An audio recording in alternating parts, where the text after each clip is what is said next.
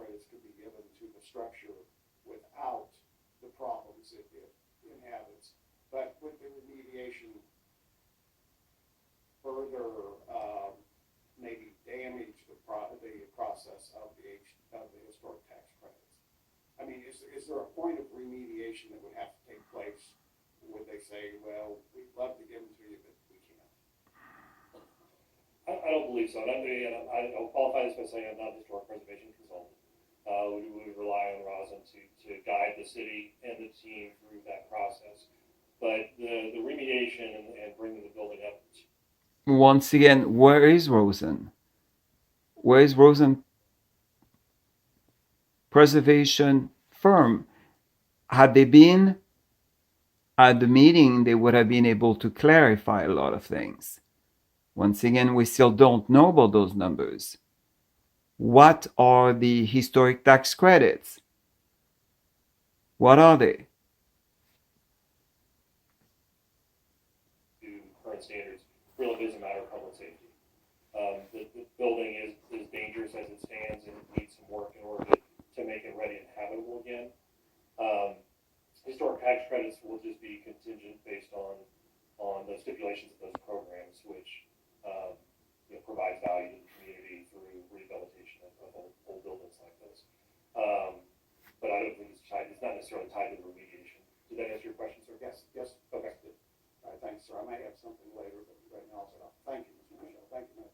Thank you, Councilmember Shields. Thank you, Mayor. So I have just a few questions. So, you've given us the budget, high and low end of what it would cost to remediate this, just to get it to, is it white box the right term, basically? Yes. Just get it to the point where someone could come in and then turn it into whatever they wanted. Okay. And then how would that compare to the cost to demolish it? So we were talking in the prior public hearing about even demolishing still requires certain remediation, addressing, lead paint and asbestos. There we go.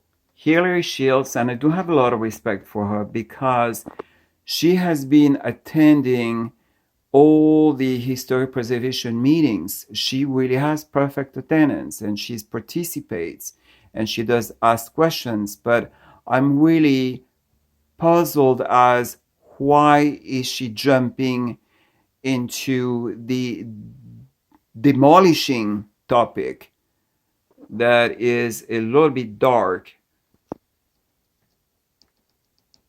And whatnot. So if we went the opposite route, what's the price tag to, just so I can understand, like how much additional does it cost to renovate versus just abating and demolishing?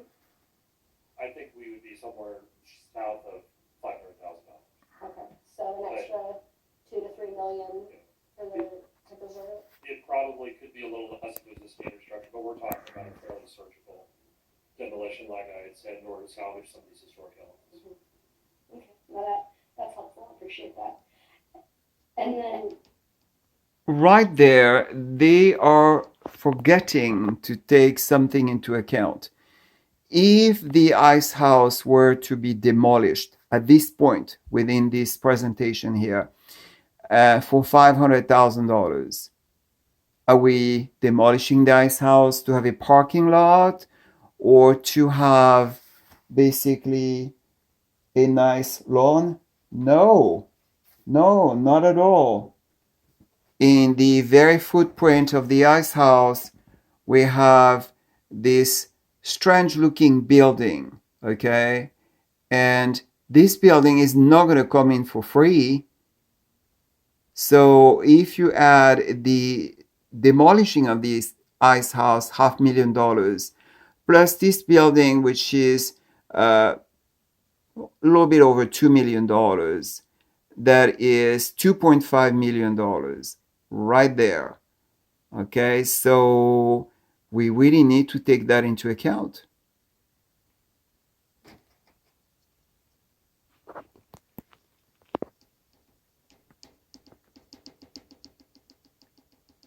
if this were remediated, what, because I'm not a realtor professional, what would a building like this, if it were in good shape at the end, what would it be worth? And I don't know if that's a question that you can answer, or if there's anyone on staff that can give any kind of a fair on what commercial property in white box condition in this area goes for?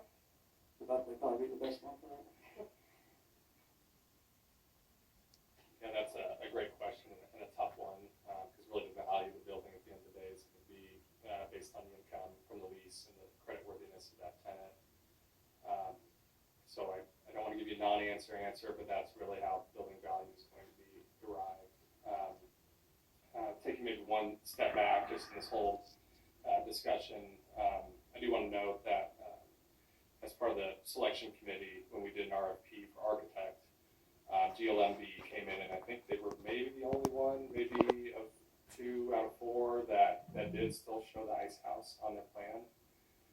As a development team, design team, we took this analysis very seriously. You know, we relied on third-party reports, relied on preservation experts, contractors, and you know, our hope is to go save something that's historical in nature where we can. And on the other hand, we also have to weigh out the financial feasibility of the project. That's really important when we're dealing with you know, public dollars.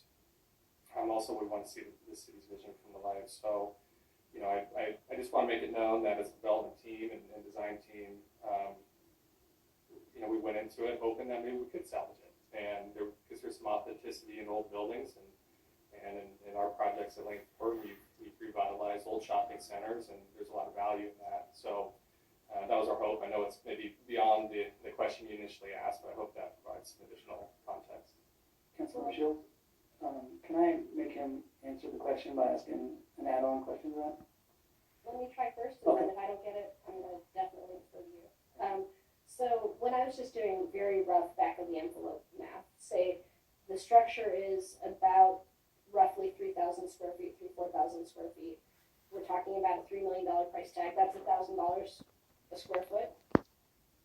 Seems about right. If my I can't attest to the exact if my square compass footage. calculator was right this afternoon, but just ballpark, right?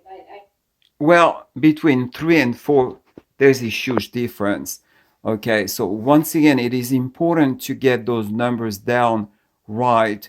If we make an assessment on a square footage of 3,000 square feet, we're going to get a cost once the building